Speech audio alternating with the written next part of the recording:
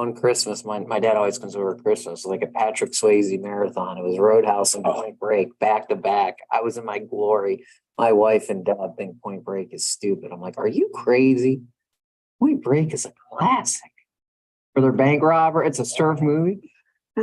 When he jumps out of the airplane without a parachute, my wife and dad are like, this is ridiculous. Like, it's the greatest. Watch that on that one. All right. Okay, it is 9:33 a.m. on Tuesday, April 11th. Sorry for the 3-minute delay. Richland County Board of Commissioners is now in session. I'm County Commissioner Cliff Mears, joined by fellow commissioners Tony Vero, Darrell Banks. String clerk is back, Stacy Crawl, Andrew Keller, County Administrator, Josh Hicks, maintenance guru, and we have from the media, Greg Kale from WMFD. And we have Carl's on. Lawrence, but no Carl today. No Carl today. Okay.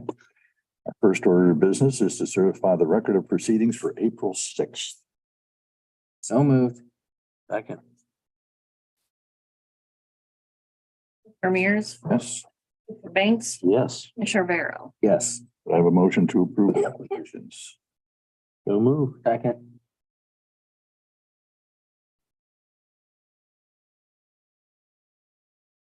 Commissioner Mears, Yes. Commissioner Banks, Yes. Commissioner Vero. Yes. And we have before us a critical infrastructure grant agreement to be approved. It's a Shiloh Community Development Block Grant for water service out there for purchasing 315 water meters, water line improvements, 7,525 linear foot of water line, 11 gate replacements and so on to help the situation with the water down in up in Shiloh. So moved. Second. Commissioner Mears, Yes. Commissioner Banks, Yes. Commissioner Vero. Yes. And could I have a motion to renew the lease agreement with the state adult parole, July 1st this year through June 30th of 2025 over 50 Park Avenue. No, I'm sorry, 38 Park Avenue. Street. So moved. Second. Commissioner Mears, Yes. Commissioner Banks, Yes. Commissioner Vero. Yes. Is there any other business at the moment? Well, I'll ask for any questions or comments from the meeting. Nothing, Greg, Al, any questions for us? Yeah, if you mentioned that CDBG, the amount of that. No, as soon as I said that, I forgot the amount. It's $500,000. Okay, but that's not the whole cost, right? No. No. Okay, I'll go back and Al, look at what I've got in my stories. Al, this is the same project that the commissioners have pledged ARPA funds for in Shiloh. So Okay, it's a 6-figure project. And so the CDBG CI grant today comprises a piece of that total staff. yeah, I just couldn't remember how much of the project that It's in there, Cliff. he represented, so. And what I'm seeing is we've got a total project cost, by the way, Al, of $2,831,410. Okay. That helps, thank you. You're welcome. Anything else? Yeah, Nope, I that's literally it. just Oh. got in. Oh. Yeah, I literally just came on for me. I guess, what have we done so far? Just a brief recap. We were in executive session the whole time, Carl, so you couldn't hear it. We did the list of other Carl, so the record of proceedings, the requisitions, the grant agreement, and renewing the lease. Okay, thank you. Carl, I do have some other, I actually have an update on the Village of Lucas Tower. Cell equipment. Just this morning, actually, I actually called Captain Sweat yesterday just to see where we were. And this morning, again, let me bring it up. So I'm sorry, yesterday, we got it from Jason Brewster at Verizon, but it got forwarded to me this morning. So Verizon sent it to ODAS, who was forwarding to me. And they were reaching out to ODAS to let them know we have the green light to start construction for cellular equipment on the Marks Tower. And they are looking to mobilize between April 13th and April 17th. So we are looking at mobilization and construction here in the next week. We still believe we are on target for October at the latest, but it could be sooner. I'm always cautious of throwing out dates, but we believe worst case scenario, we will have cellular equipment for the village of Lucas and specifically the downtown area no later than October of this year. Go for most of football season. That's, I said, Jimmy Sweat will need it to text football coaches when he gives up a long touchdown drive. So, that is great news for the village of It is. Lucas. Obviously, COVID threw everything in a ringer. We were hoping obviously to have it up sooner, but Verizon's been moving, once we had that meeting not too long ago. And, looks like they're gonna have people on the ground here, within the week. Question, Tony. The tower, is that owned by the county and does that create a revenue stream for the county? Owned by the county, but basically ran by Marks. Remember, we have that lease with Marks where we constructed it, we owned it, and then we have a very long-term lease with Marks. So Verizon putting their equipment up, is there any money coming back to the county? Obviously, we get some of the monies for 911 and the technology fees.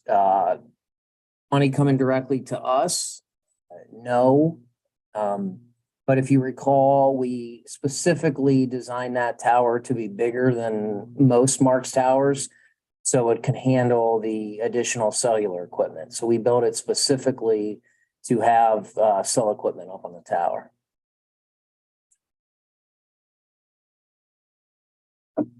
Any other comments on that, Al No, none for me. Thank you. and Carl? Yeah, Tony, on the cell tower, once they get it up by October, any idea the range that will have, how far that signal will reach for cell phones? I do not at this time, Carl. I'll get with Jimmy or Dick. You start to get into the intelligence stuff and I'll need assistance on that. And I assume the tower is working well from a law enforcement and EMS standpoint? Very well. We've heard from local firefighters and emergency personnel in that area that said it has made a significant difference. So again, I could be corrected. I don't want to speak for all of them, but the feedback we have received has been unanimously positive. Okay, thank you. Hey, hearing no other business, it's 9:40 a.m. We will go into recess until 10 o'clock when we have an executive session for fire services review. And again, at 10:30, we will meet with engineer Adam Gove to cover a number of things. So at this time, at 9:41, we will go into recess until that time, until 10 o'clock.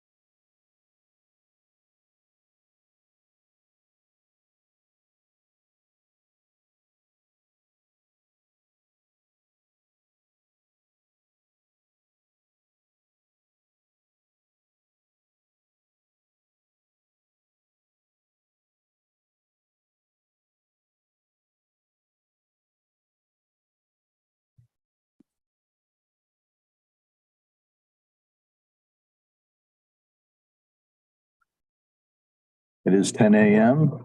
Thurston County Board of Commissioners is now in session. I'd like to ask for a motion to go into executive session. We'll move. For purpose of discussing fire services. Second.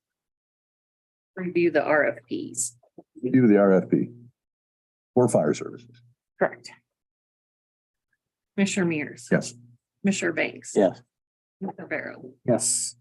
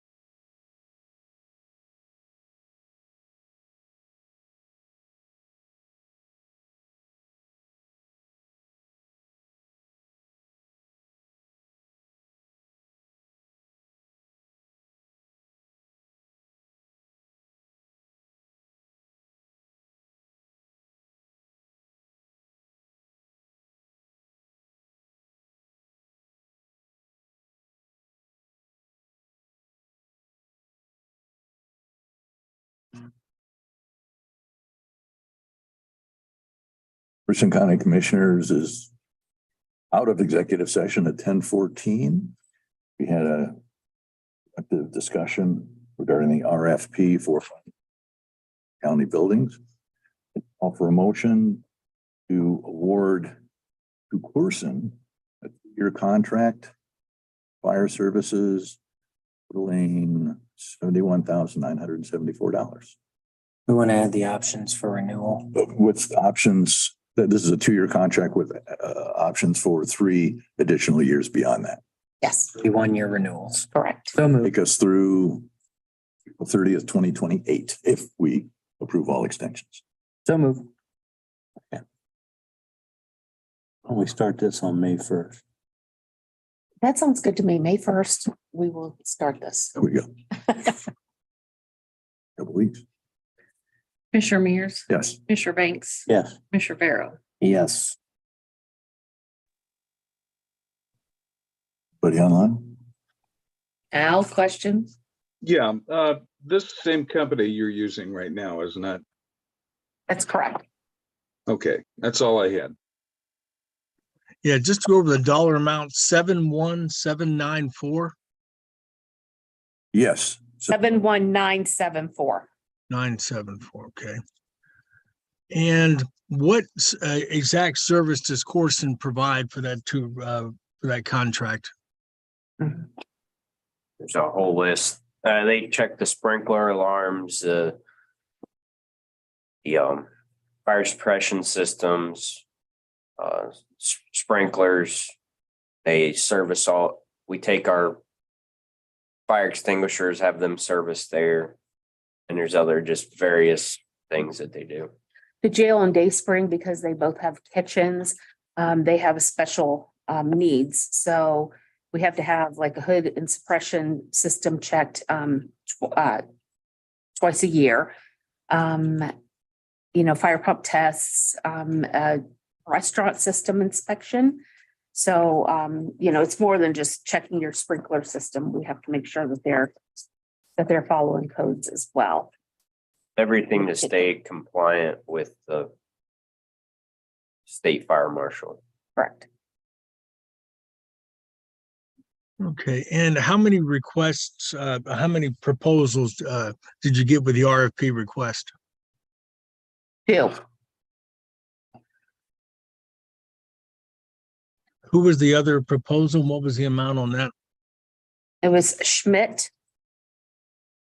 And they came in at 127,016.00. Okay, and just for commissioners, refresh my memory, what, in terms of requests for fire proposal or fire systems, where does that fall under the executive session exemptions?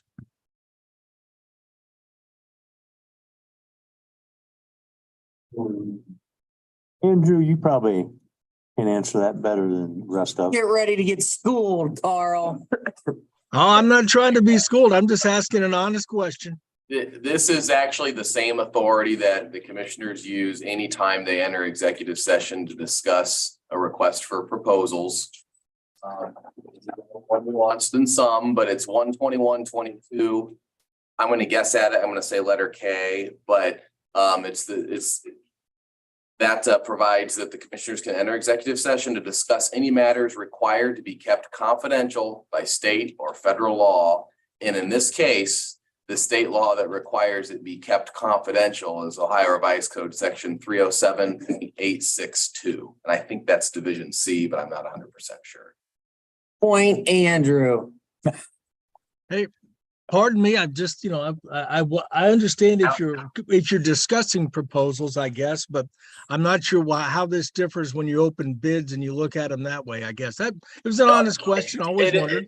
Carl, I get it. You're a sunshine guy. The idea is we're not allowed to disclose the contents of one offeror's proposal to another prior to the exact time of award. And for that reason, we actually have to enter executive session. Otherwise, we would be divulging contents from one to the other. This allows us to negotiate pricing. under the RFP, we can negotiate pricing. We can negotiate anything within this. But because we have not divulged any pricing or any information, then if we determine that there is one vendor that that their proposal was the best, or, whether it was pricing or, their services, then we can go to them and say, hey, we like this part of it. Can you do this? So that's where we can negotiate, and we'd only negotiate with one vendor. If they weren't willing to negotiate and we felt that we could possibly do something better with another vendor, then we would break off that negotiation. We would notify that vendor that, we'd no longer be negotiating with them, and then we would move on. So Okay, that kind of keeps everything under wraps, as then we're not having two vendors, vie for, or fight over who's going to give us the best price. Because that's not fair. okay, thank you. You're welcome. Okay, Since we're discussing RFPs, this is a, in terms of state law, a relatively new thing that was changed when the state modified the bidding process, isn't it, Andrew, in allowed RFPs? Yes, this, until the state allowed RFPs, Al, it was always open on the record, and there was no negotiation. That was simply a lowest and best bid standard. So, I think, 2013 is, second now.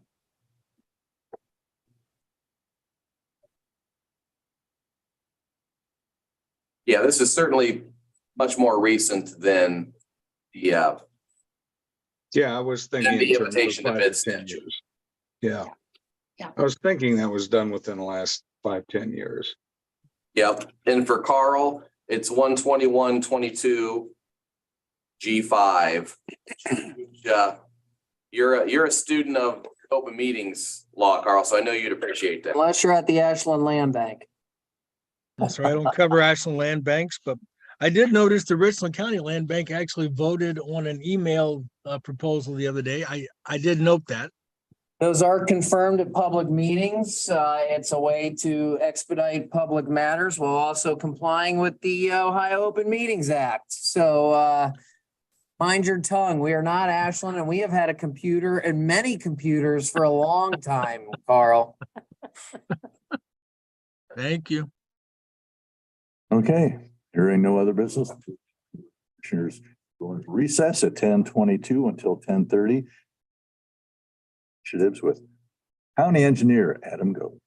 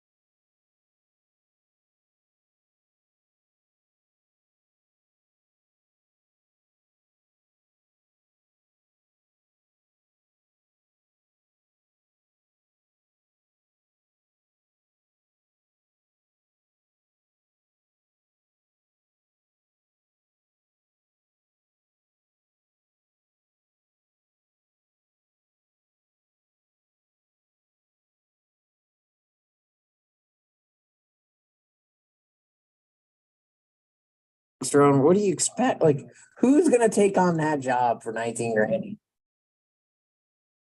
Hello again, Richland County. It is 10:30 a.m. The Richland County Board of Commissioners is back in session with County Engineer Adam Goeb to talk about a number of projects. And the first one is the Anderson Road Bridge replacement. So Adam.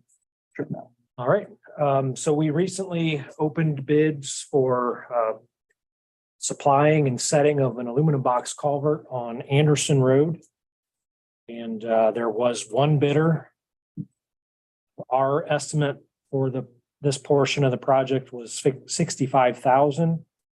The one bid from Adina Corporation here in Mansfield came in at $63,208. They do meet all the requirements of the contract, so I would ask that the board contract to Adina Corporation. I have a motion to award the Anderson Road Bridge project to, what is that? Adina. Dina. Adina. So move. Second. Commissioner Mears, Yes. Commissioner Banks, Yes. Commissioner Barrow. Yes. This item is salt contracts with ODOT. Yeah, hard to believe we're already thinking about next year's salt. Salty, will you? Last week we were still pulling it out of the storage one. Right. But we are, ODOT, we are going to participate or asking to participate again in the ODOT's state contract for salt material.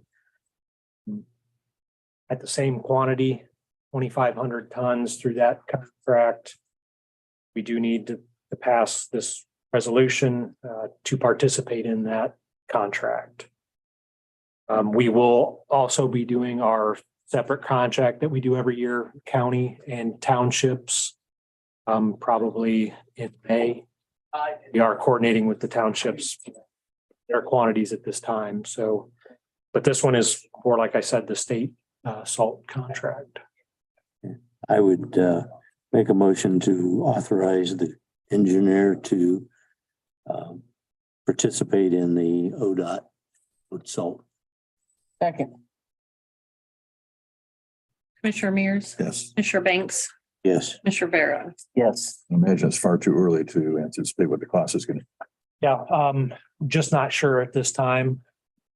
You know, our salt usage for this past season was about half of what a winter would be. I would imagine there's a decent amount of salt sitting around out there just waiting to be used for next year. So can we take that off your ARPA request? A specific line item. See, I see. Sure.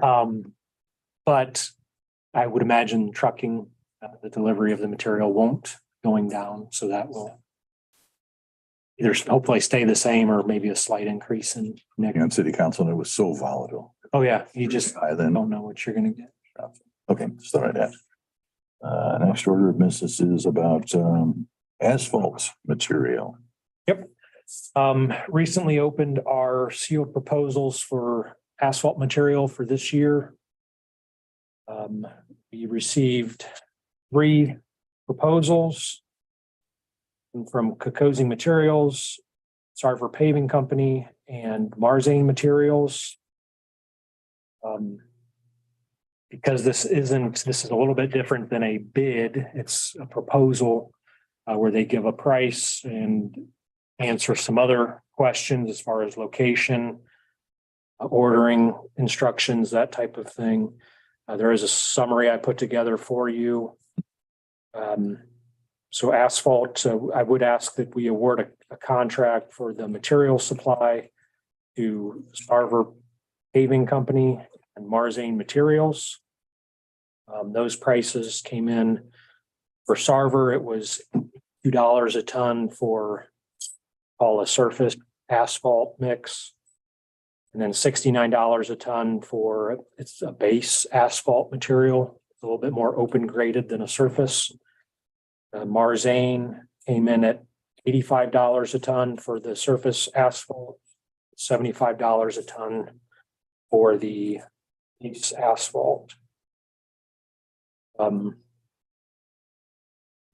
Depending on the location of the work would determine who we pull the What's material. server with again, Adam? I want to make sure I understand this. Sorry, what's that? What are you asking we enter Sarver with, in our contract with Sarver with? It'd be both those materials, the surface asphalt and the base, the 441 and the 301. You can make multiple awards. So we would be awarding to Sarver and Marzane material For both surface and base? both those materials, yes. That's determined which one you use by the location of where. Correct, yeah, because Sarver is located over in Ashland. If we're working in the northeast part of the county, we would pull from that location. Anywhere else, we would typically be pulling from Marzane.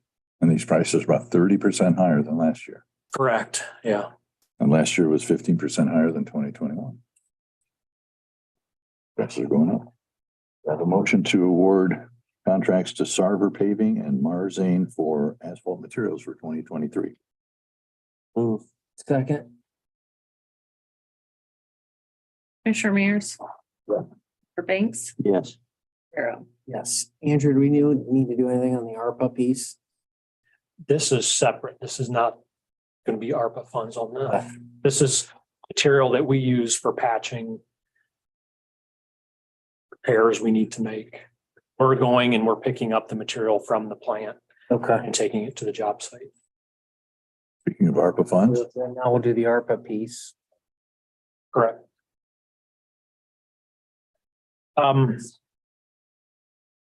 So we talked several times about ARPA funds and projects using those funds.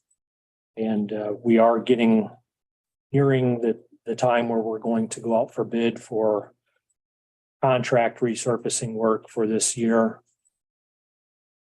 There's two projects. There's basically the hot mix asphalt resurfacing. We're proposing on Millsboro Road from 314 to Lexington, Ontario Road, and Cook Road from Gribbling Road to Trimble Road. Right now, our estimate for that work is $510,000. We do have a grant to cover a portion of Millsboro Road.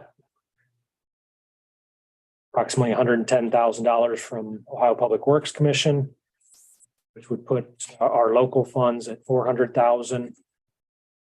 And then we have a CCAP resurfacing program, which last couple of years, it's what we call cold asphalt. It's not laid as a hot material. It's flexible. We are proposing to do that on 5 roads, approximately 17 miles. That current project estimate is at 1.15 million. We do have an OPWC grant to cover a portion of that as well, approximately 390,000, which would put our local funds at 760,000. So I am asking to use 800,000, which I believe was set aside in the lost revenue fund of ARPA fund, go towards those two projects. Sense to me, so moved. This is the 800 we've already set aside for. Yeah. Correct. yeah, I'll second that motion. Once we get closer to time to contract, Adam and I will have the notices and all the formal paperwork that commissioners normally see. I'm still putting this in the approved column spreadsheet. Commissioner Mears, yes. Commissioner Banks, Yes. Commissioner Pharaoh. Yes. Adam, so I gotta ask a question. I'm gonna try and connect the dots from our last discussion. Does that mean the 441 is used for Millsboro and Cook and the 301 material is for the various roads? The other No, those are two separate.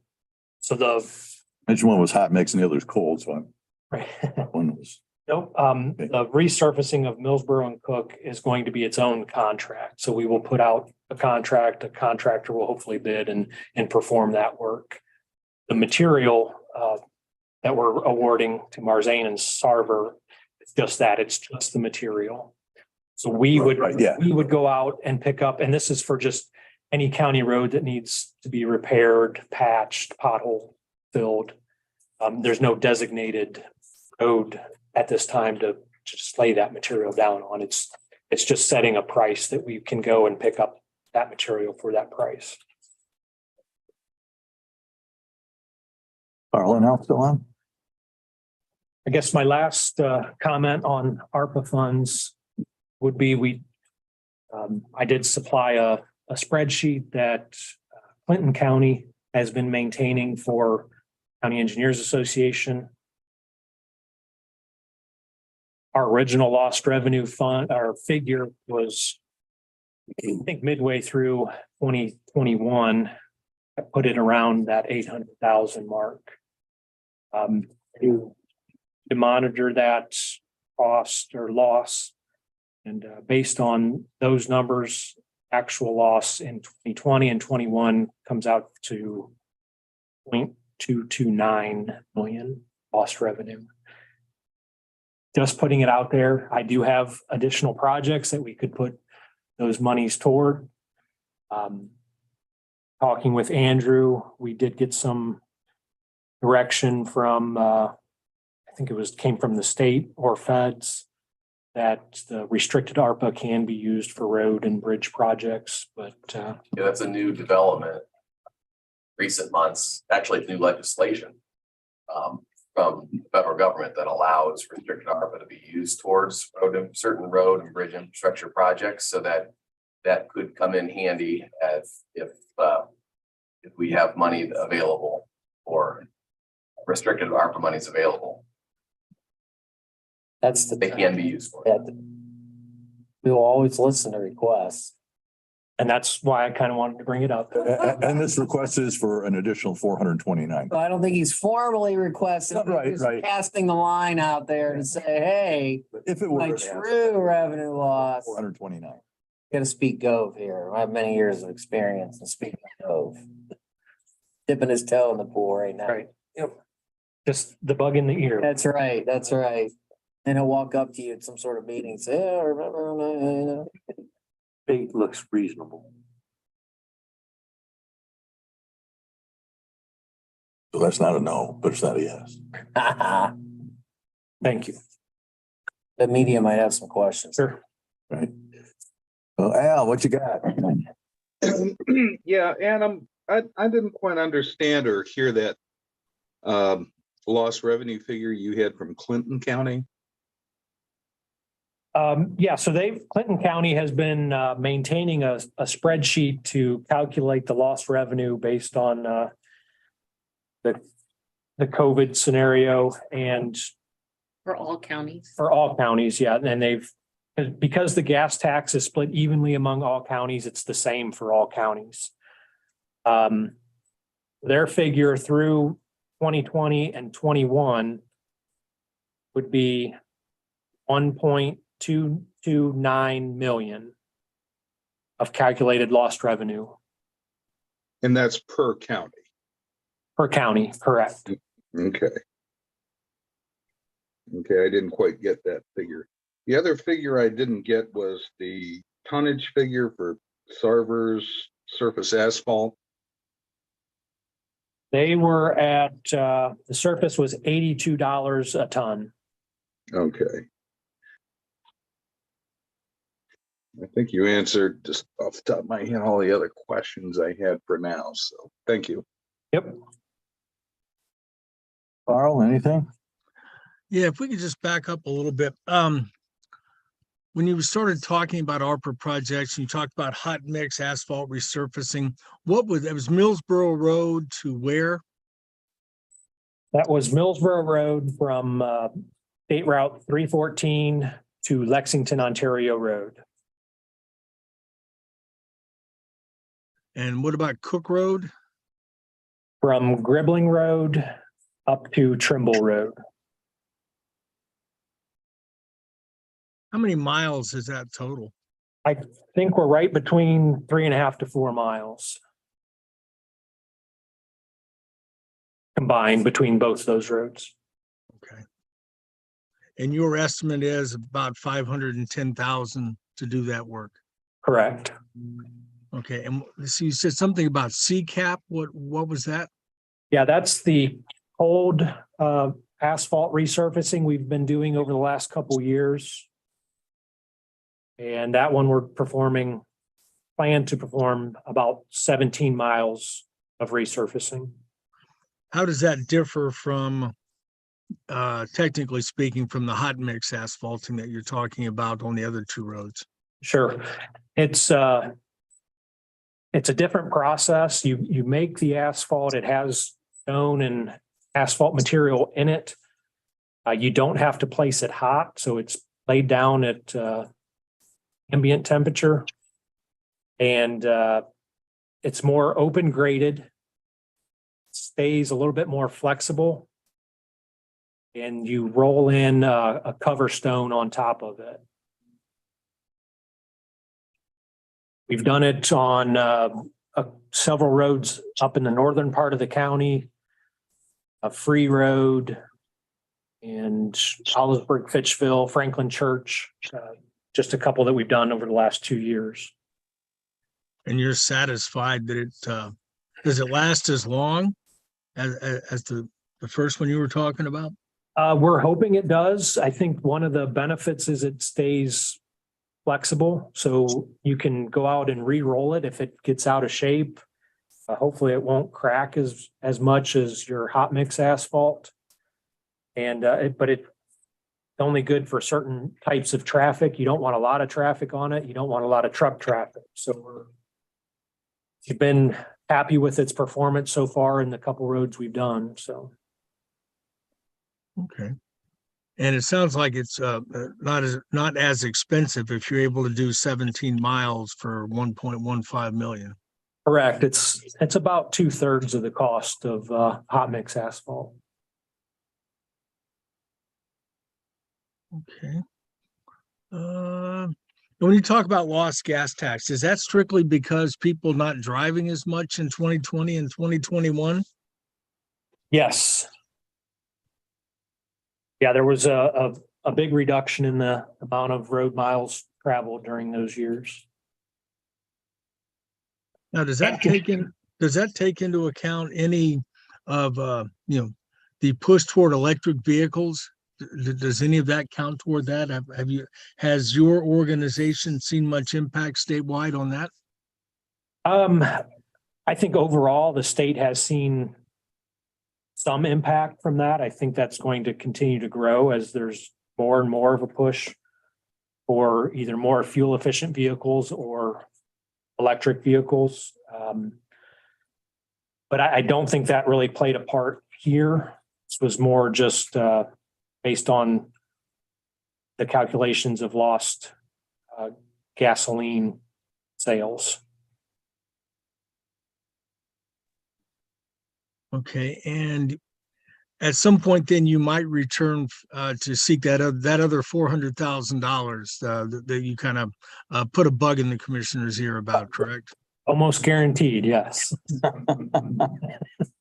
Subtract the almost. All right, thank you. That's what I had. Thank you. Yeah, I got a couple more questions. Since Carl just said ARPA, how much ARPA funds are going to go for those projects that you just had, the two road projects and the CCAP? $800,000. Okay, there were so many figures thrown around, I wasn't sure whether that. He's 800 angling for another 400 and change though, Al. You gotta keep it. The other question I had, it just hit me when you were talking about how that CCAP process works. That's kind of like chip and seal, but with a different kind of emulsion. No, because it's thicker. Chip seal is a pretty fine surface. It's just an asphalt emulsion that's put down, and then you put stone on top of it. This is an actual mix that we're going to put down at about 1 inch to 1.5 inches thick. Okay, so it's not just an emulsion, it's basically stone and an emulsion. Correct, yes. And then you together, put another topping over it. Yeah, then you have to go through and put a stone top once you've laid it down. Okay, so it's kind of like a shoot, what would I call a base coat kind of then? Yeah. That you first put down. Yeah, It's kind of similar, like if you're totally redoing a road, like you put a rougher asphalt mix down and then you put a finish coat on it. It's kind of right, similar. to that. yeah. Yeah, it'd be similar. It's more open once you put it down. But it's kind of a similar process. You put it down with a paver machine and it goes on an inch and a half thick, and once that's put down, you roll it and then you put the stone on and roll again. So. Okay, that's all I had. Thank you. Okay, so having no other business and hearing no other questions, I want to thank Adam for coming in and explaining these issues to us. And the Board of Commissioners stands adjourned at 10:51 a.m. Really, thank you.